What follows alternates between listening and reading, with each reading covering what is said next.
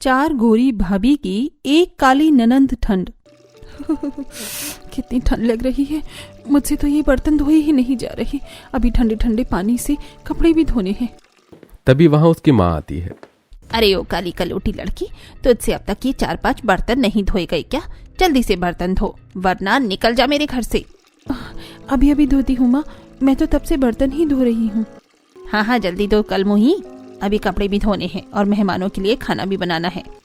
इतना कहकर शकुंतला वहाँ से चली जाती है और तुलसी कांपते हुए बर्तन और फिर कपड़े धोती है। थोड़ी देर बाद तुलसी नाश्ता बनाकर सभी को नाश्ता भी सर्व करती है। ये लीजिए चाची जी आपका नाश्ता। हाँ वहाँ रख दे। फिर कौशल्या को नाश्ता देकर तुलसी मीनाक्षी को भी नाश्ता देती है।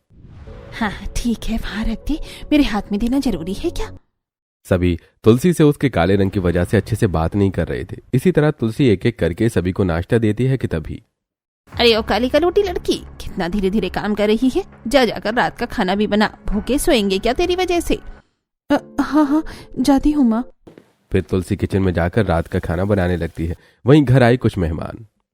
शकुंतला भाभी, आप अपनी ही बेटी से ऐसे काम क्यों करवा रही हो? आपके बेटे की शादी है, घर में कोई नौकरानी क्यों नहीं रख ली?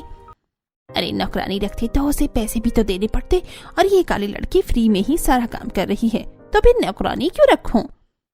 अरे भाभी, आप अपनी ही बेटी को इस तरह काली क्यों बोल रही हो?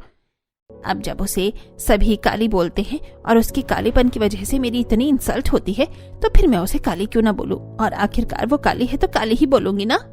इस तरह शकुंतला सभी के सामने बार बार तुलसी को काली बोलती रहती है और उससे काम करवाती है। शादी में आए कुछ मेहमान ये देखकर बहुत खुश होते हैं। इसी तरह शादी का दिन भी आ जाता है और सभी बारात में जाने के लिए तैयार होने लगते हैं। अरे तू बदतमीज लड़की, उठाकर कहाँ जा रही है? माँ, वो मेरे चारों भैया की शादी है ना, तो मैं बारात में जा रही हूँ। कोई जरूरत नहीं है तुझे बारात में जाने की। मेरी जो चारों बहुएं हैं ना, चारों की चारों गौरी हैं।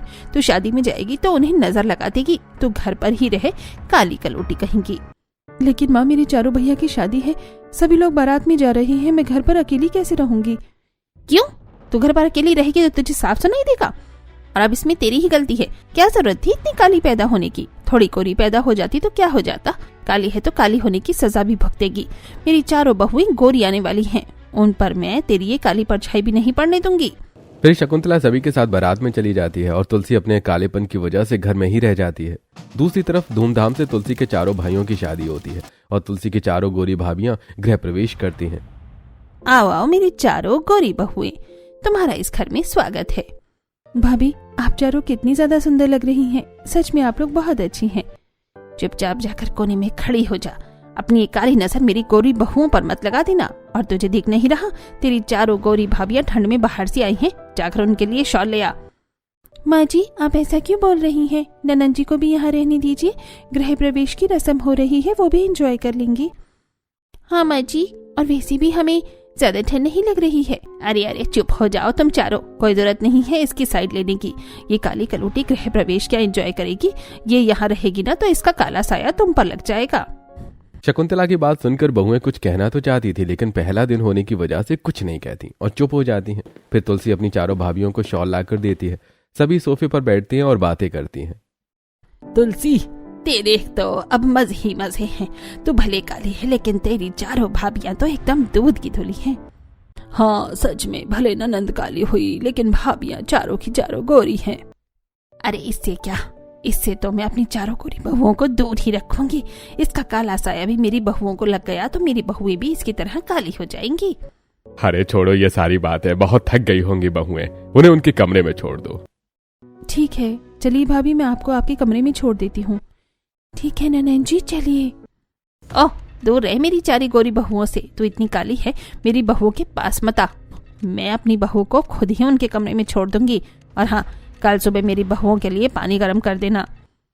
नहीं माँ जी, इसकी कोई जरूरत नहीं है। हमें पानी गर्म करना रहेगा तो हम खुद कर लेंगे। शादी के चक्कर में बेचारी ननंद जी भी थक गई होंगी। क्या ननंद जी, इसे इतनी इज्जत मत दो। इसे हम सब काली कलोटी या कल्लो बुलाते हैं, तुम लोग भी वही बुलाना। और तू मेरी बहुओं के लिए पानी गर्म कर देना। चलो बहुएं, मैं तुम्हें कमरे में छोड़ देती हूँ। इतना कहकर शकुंतला अपनी चारों गोरी बहुओं को उनके कमरे में छोड़ देती हैं। वहीं दूसरी तरफ तुलसी भी अपने कमरे में जाती है। माँ तो पहले ही मुझसे ढंग से बात नहीं किया करती थी, आज तो मेरी चारों गोरी भाभियों की वजह से माँ ने मेरे साथ और भी ज्यादा नाइंसाफी की। मेरी चारों गोरी भाभियां ही बुरी हैं, उन्हीं की वजह से माँ ने मेरे साथ ये सब किया है। तुलसी बेड पर बैठे बैठे ये सोच रही थी और शादी की थकान की वजह से उसे तुरंत नींद लग जाती है। अगली सुबह 5 बजे सुबह के 5 बजे ही मुझे किचन में खड़े होकर मेरी चारों गोरी भाभियों के लिए पानी गर्म करना पड़ रहा है। माँ ने आज तक मुझे कभी गर्म पानी से नहीं नहाने दिया, मुझे ठंडे पानी से नहाना पड़ता है। इनके आए अभी एक दिन भी नहीं हुआ, पता नहीं आगे मेरे साथ क्या क्या होगा। ये सोचकर तुलसी एक एक करके चारों भाभियों के लिए पानी गर्म करती है और फिर जब तुलसी की चारों भाभियां 6:30 बजे उठती हैं। उठ गई भाभी, ये लीजिए मैंने आपके लिए गर्म पानी कर दिया है। ननन जी इसकी क्या जरूरत थी, लेकिन वैसे ये पानी तो गर्म है ही नहीं, चलिए छोड़िए हम ठंडे पानी से ही नहा लेंगे। कामिनी की ये बात सुनकर तुरंत शकुंतला किचन में आती है। क्या क्या बहू, तूने क्या कहा अभी? और तू काली लड़की, तूने पानी गर्म नहीं किया क्या? नहीं माँ, मैं सुबह 4 बजे ही पानी गर्म कर दिया था, अब भाभी लेट उठी तो इसमें मेरी क्या गलती है। तेरी इतनी हिम्मत कि तू मुझसे जुबान लड़ाए, और तुझे देखकर पानी गर्म रखना चाहिए, ये नहीं कि मेरी प्यारी प्यारी बहुएं कब उठेंगी। चल अब जल्दी से ये पानी दोबारा गर्म कर। नहीं नहीं माँ जी, रहने दीजिए, आप बेकार परेशान हो रही हैं। हम लोग ठंडे पानी से ही नहा लेंगे और अगर पानी गर्म करना हुआ तो खुद कर लेंगे। हाँ माँ जी। हम ननन जी को क्यों परेशान कर रही हैं? अरे तुम लोग इसकी साइड मत लो, ये इज्जत देने लायक नहीं है काली कहीं की। वैसे जाओ बहुएं, तुम लोग नहा लो और जितना हो सके अपनी इस काली ननन से दूर ही रहना। शकुंतला की बात सुनकर तुलसी की चारों गोरी भाभियां नहा लेती हैं और फिर नहाकर जब किचन में आती हैं तो अरे मेरी गौरी गौरी बहुएं, तुम लोग किचन में क्यों आई हो? माँ जी आज हमारी पहली रसोई है, तो पहली रसोई की रस्म तो हमें ही करनी पड़ेगी ना। कोई जरूरत नहीं है तुम्हें खाना बनाने की, तुम लोग जाकर अपने कमरे में आराम करो। वैसे भी ठंड का मौसम है, तुम लोगों को ठंड लग गई या किचन में काम करने से तुम्हारा रंग फीका पड़ गया तो क्या होगा? वैसे भी ये काली है और काली हो जाएगी तो क्या ही फर्क पड़ जाएगा। ये कहकर शकुंतला अपनी चारों गोरी बहुओं को कमरे में भेज देती है और वहीं तुलसी से कहती है, तू यहाँ खड़े खड़े मेरा मुंह मत देख, जाकर अपनी चारों भाभियों के लिए हीटर ऑन कर दे और हाँ गरम गरम चाय भी बना कर दे। इतना कहकर शकुंतला किचन से चली जाती है। मैंने सोचा था मेरी चारों गोरी भाभियां आएंगी तो मैं उनके साथ अच्छे से रहूंगी, लेकिन भाभियों की वजह से तो माँ मुझे और भी ज्यादा परेशान कर रही है। क्या होगा मेरा? क्यों बनाया भगवान आपने मुझे काला? ये सोचते सोचते तुलसी चाय बनाती है और तुरंत अपनी गोरी भाभियों के पास ले जाकर चाय देती है। अरे इसकी क्या जरूरत थी ननन जी? भाभी माँ ने कहा था तो मुझे करना ही पड़ेगा। चलिए आप चाय पी लीजिए, मैं हीटर ऑन कर देती हूँ। इस तरह तुलसी एक एक करके सभी भाभियों को चाय देती है और किचन में फिर से आकर सभी मेहमानों के लिए नाश्ता बनाती है। नाश्ता बनने के बाद शकुंतला अपनी चारों बहुओं से नाश्ते को टच करवाती हैं और फिर सभी को सर्व करती हैं। वाह क्या लाजवाब खाना बना है, खाना खाकर तो मजा आ गया। किसने बनाया है? अरे किसने बनाया है का क्या मतलब? मेरी प्यारी प्यारी बहुओं ने बनाया है, वरना इस काली कलूठी लड़की से तो। अरे लेकिन माँ ये खाना तो मैंने। चुपचाप जाकर अपना काम कर, खड़े खड़े मेरी जुबान मत चला, काली कलूटी कहीं की। इस तरह शकुंतला सबके सामने चारों गोरी बहुओं का ही तारीफ करती हैं, जबकि खाना बेचारी नंद ने बनाया था। इतनी मेहनत से मैंने एक एक चीज बनाकर इतना सारा खाना बनाया और माँ ने सारा क्रेडिट भाभियों को दे दिया, वो भी सिर्फ गोरी होने की वजह से। वहीं दूसरी तरफ तुलसी की चारों गोरी भाभियां बैठकर बातें कर रही थी। मुझे तो कुछ समझ में ही नहीं आता, पता नहीं माँ जी ननन जी के साथ ऐसा क्यों करती है। हमने तो कुछ किया भी नहीं था, सारा क्रेडिट माँ ने हमें दे ही दिया। खैर छोड़िए, हमने कुछ नहीं किया, लेकिन अब से हम भी घर का काम करेंगे। ये डिसाइड करने के बाद तुलसी की चारों भाभियां शाम को किचन में जाती हैं। हम क्या काम करें? एक काम करते हैं, रोज का काम हम कर लेते हैं। आप वैसे भी सुबह से बहुत काम कर रही हैं, आप थोड़ा आराम कर लीजिए। तभी किचन में शकुंतला आती है। अरे नहीं नहीं, तुम्हें काम करने की कोई जरूरत नहीं है, ये है ना कल्लू, करेगी सारा काम। अरे लेकिन माँ जी ऐसा क्यों? सिर्फ और सिर्फ ननन जी ही क्यों काम करें, हम लोग क्यों नहीं? अरे तुम लोगों को काम क्यों करना है, जाकर अपने कमरे में बैठो। वैसे भी इतनी ठंड है, तुम लोगों को ठंड लग गई तो। इतना कहकर जबरदस्ती शकुंतला अपनी चारों गोरी बहुओं को आराम करने के लिए कमरे में भेज देती है और बेचारी अकेली काली नंद से घर का सारा काम करवाती है। इसी तरह रात को। अरे ननन जी आप अभी तक किचन में काम कर रही हैं, चलिए सो जाइए। अरे हाँ ननन जी, ठंड में आप इस तरह काम करेंगी तो कैसे? आपकी स्किन खराब हो जाएगी। आप अभी चलकर सो जाइए, कल सुबह कर लीजिएगा सारा काम। पहले तो नंद नहीं मानती, लेकिन फिर अपनी भाभीियों की जबरदस्ती की वजह से नंद भी कमरे में सोने चली जाती है। तभी शकुंतला देख लेती है। अरे तू सोने कहाँ जा रही है? किचन का सारा काम खत्म हुआ या नहीं? सारा काम खत्म करके ही सोना, ठंड में काम करने से तू मर नहीं जाएगी। माँ जी इतनी ठंड है, अभी सो जाते हैं ना, कल सुबह कर लेंगे सारा काम। अरे रे, तो तुम लोग सो जाओ बाबू। हाँ, मैं तुम्हें कहाँ बोल रही हूँ, मैं तो इस काली को बोल रही हूँ। तुम लोग सो जाओ, जब मन करे तब उठना। अरे ओ काली लड़की, तू सुबह जल्दी उठना। फिर शकुंतला जबरदस्ती तुलसी से रात को किचन का काम करवाती है और अपनी चारों बहुओं को सोने के लिए भेज देती है। अब इसी तरह दिन बीतते हैं और धीरे धीरे चारों बहुओं को भी शकुंतला से चिढ़ होने लगती है। फिर एक दिन कुछ लोग तुलसी को देखने आते हैं। अरे माँ, ये कौन है? हाँ माँ, आपने हमें बताया नहीं ये लोग कौन है? अरे मैंने तुम्हारी ननद के लिए रिश्ते वालों को बुलाया है, ये तुम्हारी ननद को देखने आए हैं। अच्छा, तो अब हमारी इकलौती मेहनत की भी शादी हो जाएगी। रुक, मैं अभी ननन जी को लेकर आती हूँ। नहीं नहीं, तुझे उसे लेने जाने की कोई जरूरत नहीं है। उसकी काली परछाई तुझ पर पड़ गई तो तू भी काली हो गई तो तू बैठ, वो खुद आ जाएगी।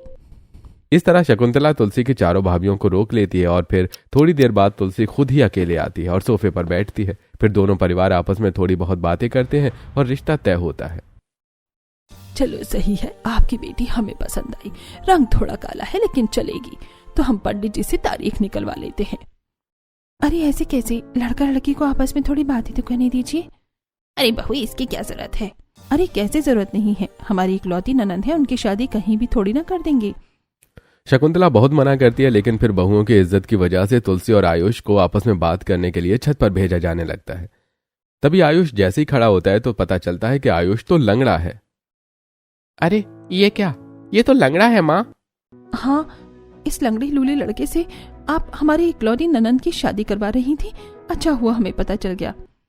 आप अपनी बेटी को समझाइए, कैसे बोल रही है मेरे बेटे से, हम रिश्ता तोड़ देंगे। आप होती कौन है रिश्ता तोड़ने वाली? हम खुद रिश्ता तोड़ते हैं। आप किस लंगड़े बेटे से हमारी इकलौती ननंद की शादी नहीं करवाने वाले? चलिए जाइए यहाँ से। इसके बाद तुलसी की चारों भाभियां तुलसी के लिए आए लंगड़े लड़के के रिश्ते वालों को घर से भगा देती हैं। ये क्या किया बहू, वो लड़का लंगड़ा ही तो था, कम से कम घोड़ा तो था। तुम्हारी इस काली इकलौती ननंद के लिए कोई राजकुमार उठकर नहीं आएगा। माँ जी, राजकुमार न सही, लेकिन किसी लंगड़े लड़के से आप ननंद जी की ऐसी शादी कैसे करवा सकती हैं? उससे मुझे क्या, मुझे तो बस इसकी शादी करवाकर इसे घर से भगाना है। मेरे घर में सब लोग गोरे हैं, 4-4 गोरी बहुएं हैं और एक ये है काली कहेंगी। शकुंतला की बात चारों भाभियों को अच्छी नहीं लगती और तुलसी की माँ और भाभियों के बीच बहुत बड़ा झगड़ा होता है। लेकिन आखिरकार तुलसी की चारों गोरी भाभियां तुलसी की शादी उस लंगड़े लूले लड़के से होने से बचा लेती हैं। सच में भाभी, आप लोग बहुत अच्छी हैं। आप लोग जब आई थी तब मुझे लगा था कि आपकी वजह से ऐसा हो रहा है, लेकिन ऐसा नहीं है। माँ तो पहले से ही मेरे साथ ऐसा करती थी, लेकिन मैंने कभी नहीं सोचा था कि माँ मेरे साथ इतना बड़ा करेंगी। इसमें थैंक यू बोलने की क्या बात है? ननंद काली ही सही, लेकिन हमारी इकलौती ननंद की शादी हम किसी ऐसे वैसे लड़के से नहीं होने देंगे। सच में आज माँ जी ने जो किया है वो बहुत ही गलत था। माँ जी तुम्हें काली बोलती रहती हैं, तुम्हारे साथ भेदभाव करती हैं, वो सब एक समय के लिए समझ में आता है, लेकिन इतना बड़ा गलत काम। वही तो। वैसे ननंद जी, माँ जी आपके साथ ऐसा क्यों करती हैं? क्या सिर्फ आप काली हैं इस वजह से? नहीं, ऐसा नहीं है। दरअसल नानी ने बताया था कि जब मैं पैदा हुई थी तब कोई फैक्ट्री जल गई थी और फिर उसके बाद मेरे हर बर्थडे पर कुछ न कुछ अपशकुन हो जाता था और मेरे काले पैदा होने की वजह से माँ को सभी रिश्तेदारों से बहुत ताने सुनने को मिले थे। इन सारी छोटी छोटी चीजों की वजह से माँ को धीरे धीरे मुझसे नफरत हो गई, लेकिन माँ बुरी नहीं है। अरे तो ये सब एक कोइंसिडेंस था, और वैसे भी शगुन अपशगुन जैसा कुछ नहीं होता। लेकिन खैर, अब जो भी हो, हम आपके साथ ऐसा कुछ भी नहीं होने देंगे। देखिए अब हम क्या क्या करते हैं। इस छोटी सी घटना के बाद चारों गोरी भाभियों और इकलौती काली नंद के बीच एक बहुत अच्छा बॉन्ड बन जाता है और अब भाभियां अपनी नंद की शकुंतला की नजर से बचाकर मदद किया करती थी। अरे ओ काली कलोटी लड़की, तू यहाँ क्या बैठी है? जा जाकर ऊपर सारे कपड़े प्रेस कर दे। खड़े खड़े मेरा मुंह मत देख, ठंड में मैं तुझे कोई आराम नहीं करने दूंगी। काम तो तुझे करना ही पड़ेगा। शकुंतला की बात सुनकर तुलसी ऊपर कपड़े प्रेस करने चली जाती है कि तभी अरे अभी मुझे याद आया, मुझे ना कुछ काम है, मैं ऊपर से आती हूँ। हाँ मैं भी, मुझे भी तो बहुत ज्यादा जरूरी काम है, मैं भी आती हूँ ऊपर से। फिर धीरे करके चारों भाभियां अपनी काली नंद के पास जाती हैं जो कपड़े प्रेस कर रही होती हैं। दीजिए ननन जी, मैं कर देती हूँ कपड़ों को प्रेस। अरे नहीं भाभी, मुझे पता है कि आप बहुत अच्छी हैं, लेकिन अगर माँ देख लेंगी तो बहुत मारेंगी मुझे। ओहो ननन जी, आप सुबह से काम कर रही हैं और आप माँ की चिंता मत कीजिए। ये प्रेस मुझे दीजिए और बिस्तर पर आराम कीजिए, बाकी सब हम देख लेंगे। फिर चारों भाभियां तुलसी के हाथ से प्रेस ले लेती हैं और कपड़े प्रेस करने लगती हैं। थोड़ी देर बाद जैसे शकुंतला कमरे में आती है, चारों भाभियां प्रेस तुलसी के हाथ में पकड़ा देती हैं और फिर अरे ओ काली लड़की, चल बैठी क्या है, जल्दी जल्दी सारा कपड़ा प्रेस कर। अरे लेकिन भाभी। ओए क्या भाभी, चल तू काम कर, मेरी बहू से क्यों काम करवा रही है? अच्छा हुआ, बहुत अच्छा किया तूने जो इसे डांट दिया। जैसे मैं ना तुम्हें बुलाने आई थी। चलो तुम्हें कुछ दिखाना है। हाँ हमें आप जाइए, हम आते हैं ननन जी की अकल ठिकाने लगाकर। फिर बहुएं शकुंतला को कमरे से बाहर भेज देती हैं। शकुंतला के जाने के बाद सभी लोग जोर जोर से हंसने लगते हैं। देखा ननन जी, हो गया ना काम और आपको डांट भी नहीं पड़ा। चलिए अब हम चलते हैं, वरना माँ को शक हो जाएगा। सच में भाभी, आप कितनी ज्यादा मजाकिया हैं। माँ के सामने कुछ और मेरे सामने कुछ और। हाँ तो अब कर भाभियों की आप एक लोटी ननंद हो तो प्रिंस ट्रीटमेंट तो आपको देना ही पड़ेगा, लेकिन अब मन के सामने देंगे तो बिना मतलब का झगड़ा होगा, इसलिए ये बिल्कुल सही तरीका है। इसी तरह अक्सर बहुएं अपनी नंद का काम चुपचाप कर देती थी और सास को देखते ही नंद को डांटने लगती थी। फिर एक दिन, अरे ननन जी के उठने का टाइम हो गया है, एक काम करते हैं, उनके लिए गर्म पानी करके सोती हूँ। उठेंगी तो गर्म पानी से नहा लेंगी, वैसे भी उनकी तबीयत खराब है। ये सोचकर तुलसी की भाभियां उसके लिए पानी गर्म करके फिर सो जाती हैं। इसी तरह कुछ दिन बीतते हैं और फिर एक दिन शकुंतला तुलसी के लिए फिर से एक रिश्ता लेकर आती है। माँ जी ने इस बार ननन जी के लिए इतना अच्छा रिश्ता कैसे ढूंढ लिया? हाँ वही तो, लड़का देखने में तो स्मार्ट और अच्छा लग रहा है, तो गड़बड़ है। हाँ जरूर कुछ है, अभी पता लगाते हैं। वैसे ही कुछ बोल क्यों नहीं रहा? अरे कहीं ऐसा तो नहीं है कि ये गूंगा है? रुको अभी पता लगाते हैं, माँ अपनी हरकतों से तो पास आने वाली नहीं है। ये सोचकर चारों भाभियां अपना दिमाग चलाती हैं और लड़के को बोलने पर मजबूर करती हैं। मैं तू नहीं हूं, मैं बस हकला रहा हूं। राजेश के बोलने के तरीके से पता चल जाता है कि वो हकला है। वो जानने के बाद चारों भाभियां उसे बेइज्जत करके घर से भगा देती हैं और एक बार फिर अपनी नंद को बचा लेती हैं। अरे बहू, तुम लोग कितनी पागल हो, तुमने उस लड़के को क्यों भगा दिया? देखिए माँ जी और पापा जी, भले ही हमारी ननद काली है, लेकिन वो हमारी इकलौती ननद है और हम अपनी इकलौती ननद की शादी ऐसी वैसी जगह नहीं करवाएंगे। कोई राजकुमार न सही, लेकिन किसी राजकुमार से कम लड़का भी नहीं ढूंढेंगे। इसी तरह चारों गोरी भाभियां अपनी काली नंद का हमेशा साथ देती थी, जिसकी वजह से शकुंतला कई बार अपनी बहुओं से खफा हो जाती थी। तुम चारों हर बार उस काली लड़की की इतनी साइड क्यों लेती हो? जब देखो तब ऐसा मत कीजिए माँ जी, ऐसा मत कीजिए, तुम लोगों से तुम्हें परेशान हो गई हूँ। क्या हो गया माँ? सच में पता नहीं आप सास बहू का हमेशा क्या चलता रहता है। चलिए हमें देर हो रही है, हम ऑफिस जा रहे हैं। इतना कहकर चारों बेटे ऑफिस चले जाते हैं। अब तुम चारों कुछ मत बोलना। और एक काली कलोटी लड़की खड़े खड़े मेरा मुंह क्या देख रही है? ठंड है, लेकिन मेरी प्यारी प्यारी बहुएं ठेले की सब्जी नहीं खाएंगी। जा मार्केट से जाकर उनके लिए सब्जी लेकर आ। इतना कहकर शकुंतला तुलसी को ठंड में बाहर मार्केट भेज देती है कि तभी, ओ शिट माँ जी, मुझे अभी याद आया, मुझे अपनी स्किन केयर के लिए कुछ चीजें लेनी है। हाँ माँ जी, हमें भी अपनी स्किन केयर की कुछ चीजें लेनी है, वरना हम काली हो जाएंगे। कोई बात नहीं, जाओ जाओ, जहाँ जाना है जाओ, बस काली मत होना। शकुंतला की बात सुनकर सभी बहुओं के चेहरे पर मुस्कुराहट आ जाती है और चारों बहुएं तुरंत बाहर निकलती हैं। बाहर निकलते ही सबसे पहले वो अपनी नंद को रोकती हैं। अरे भाभी, आप लोग यहाँ, माँ ने आपको इस ठंड में बाहर कैसे निकलने दिया? अरे छोड़ो वो सब, अभी तुम मेरे और देवरानी जी के साथ पार्लर चलो। क्या पार्लर? लेकिन क्यों? दरअसल हमने तुम्हारे लिए एक बहुत ही अच्छा लड़का देखा है, लेकिन उसके बारे में माँ को नहीं बताया है। अभी तुम्हारी स्किन देखो, ठंड में काम करते करते कितनी ड्राई हो गई है। हाँ, और एक बार पार्लर में तैयार हो गई ना तो इस काले गोरी से कोई फर्क नहीं पड़ेगा। तुम्हारा फेस कट अच्छा है, तुम्हें कोई भी लड़का देखते ही पसंद कर लेगा। चलो अभी हमारे साथ। फिर कृतिका और कामिनी तुलसी को अपने साथ पार्लर लेकर जाती हैं और अनन्या और अंकिता सब्जी मार्केट चली जाती हैं। बोलिए मैं क्या करूं? फेशियल, मैनिक्योर, पेडिक्योर, हमारे यहाँ सब कुछ होता है। नहीं नहीं, हमें कुछ नहीं करवाना है, ये हमारी ननद है। आप इनका अच्छे से फेशियल कर दीजिए, हेयर स्पा भी कर दीजिए और मेडिकेयर, बाकी सारी चीजें। इतना सब कुछ एक साथ? कहीं जाना है क्या? नहीं नहीं, आज हमारी ननद जी को देखने लड़के वाले आने वाली हैं, इसलिए इन्हें अच्छे से तैयार कर दीजिए। फिर कृतिका और कामिनी तुलसी का medicure, hair spa, skin care और बाकी सारी चीजें करवाती है, जिसके बाद वो लोग वापस घर जाती हैं और घर के बाहर, अरे वाह, हमारी प्यारी ननद कितनी अच्छी लग रही है। मैंने तो पहले ही कहा था काला गोरा होने से कोई फर्क नहीं पड़ता, फेस कट अच्छा होना चाहिए, जो हमारी एकलौती ननद का बहुत अच्छा है। अच्छा अभी सब छोड़िए, ये लीजिए ननद जी, आप ही सब्जी पकड़िए और घर के अंदर जाइए, वरना माँ को शक हो जाएगा। हम बाद में आते हैं। फिर चारों भाभियां अलग अलग और नंद अलग घर के अंदर जाती हैं, जिसके बाद सभी अपने काम में लग जाते हैं। पूरा एक दिन बीतता है और अगले दिन शाम को एक बहुत अच्छे घर खानदान के लड़के वाले नंद के लिए रिश्ता लेकर आते हैं। ये लोग कौन है? ये लोग हमारे प्यारे ननद जी के लिए रिश्ता लेकर आए हैं, और ये कोई ऐसे वैसे लोग नहीं हैं, बहुत अच्छे घर खानदान के हैं, और लड़का भी कोई तोतला गूंगा बहरा नहीं है।